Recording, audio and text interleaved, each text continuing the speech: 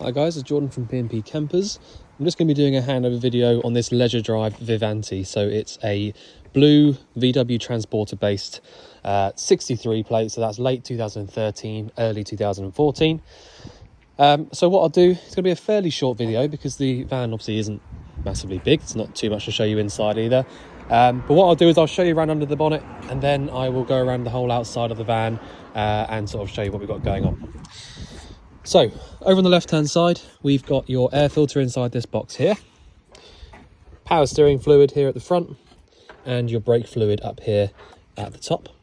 We've then got your engine oil filling point at the top of the engine just here, and your engine oil dipstick is this yellow topped one down here at the front. We've got your washer fluid reservoir just here, and your engine coolant in this one next door to that. So you have got air conditioning on this one. So you've got these two pipes just here. These are both to do with the air con. And you've got a little bit of air conditioning information just here telling you how much you need to put in and all that sort of stuff. Engine battery is this one over here on the right hand side. You can see you've got a couple of fuses on here. That's going to be because you've got a split charging system on here. So any time that your engine's running, the leisure battery will be being charged up at the same time. So that's why you've got these cables here. So this is a diesel vehicle. The diesel filling point is just here inside. You do need to have the passenger door open, otherwise this little part here gets locked. So diesel filling point is just inside there. There's not much to show you on the near side, to be honest. This is just, you've got a little fire extinguisher down there. Obviously you've got your glove box in there, that's locked at the moment. Glove box in there. Hazard warning lights just here. Air conditioning switch here. You have got the 5-speed gearbox, standard stereo. Everything's nice and straightforward in here. When we get around to the other side, I will show you into the driver's side as well. So the layout in here is you've got a side settee, as you can see here. Both front seats do swivel round, and you've got this seat here which lays down forwards to make into either single beds or a big double bed.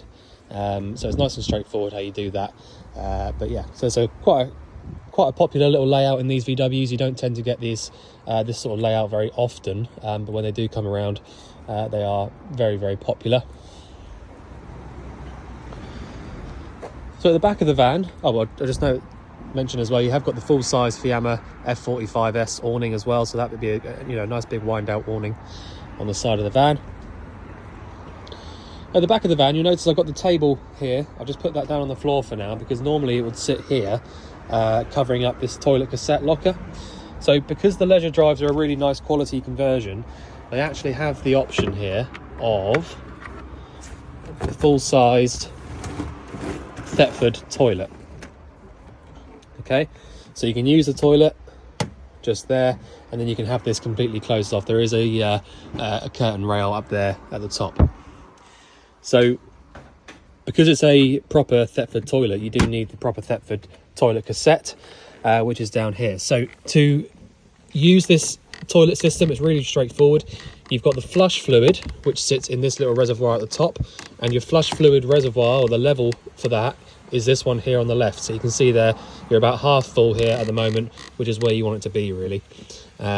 So that's your pre-mixed pink fluid that needs to go in there. You've then got your actual toilet cassette itself, which, because you've got the bench seat style of toilet, is the extra long one. So you've got this really, really good sized toilet cassette. To empty this out, you twist this open, unscrew from here, and then drain it out from there. When you're draining it out, you should be holding down the little green button there at the back.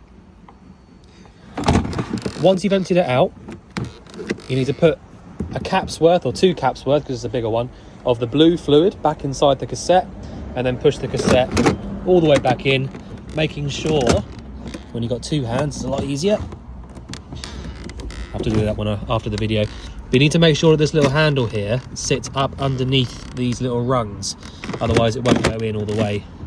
So I'll do that when I've got 2 hands free.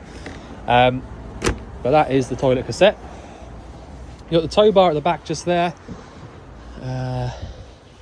Not much else to show you on the back of the van. So on the off side of the van, we've got a few more bits. So we've got the electric hookup point, So if you do have access to a hookup cable, that's where you would plug that in, and that'll mean that your battery charger will spring to life, and it will also mean that you can use any of your 3-point sockets that are around the vehicle as well. Now these 3 bits here are all to do with your fridge. So if you've got the fridge lit up on gas, you should feel a little bit of warm air coming out through this little vent here on the right. The other 2 are just for ventilation really, so you shouldn't need to get to those for any reason. Sometimes we have to if we're going to do a service on it, but that's about the only reason that you would do that. So the driver's side of the cab, we have got on the actual door itself, you've got heated wing mirrors, and you can adjust the wing mirrors by just choosing which one you want to move and then moving it around like a little joystick. You can lock and unlock the cab from just here, and you've got the electric windows there as well. The lights come on and off from this little thing just here, and to be honest, I think I covered the rest of it on the other side. Obviously you've got your washers and wipers on this stalk, indicators and flash on that stalk. The bonnet release handle is just down here, so if you wanted to open the bonnet, you've got to be down here on this driver's side. But that's about it really. So I'll go around the inside in just a minute and show you what we've got going on in there.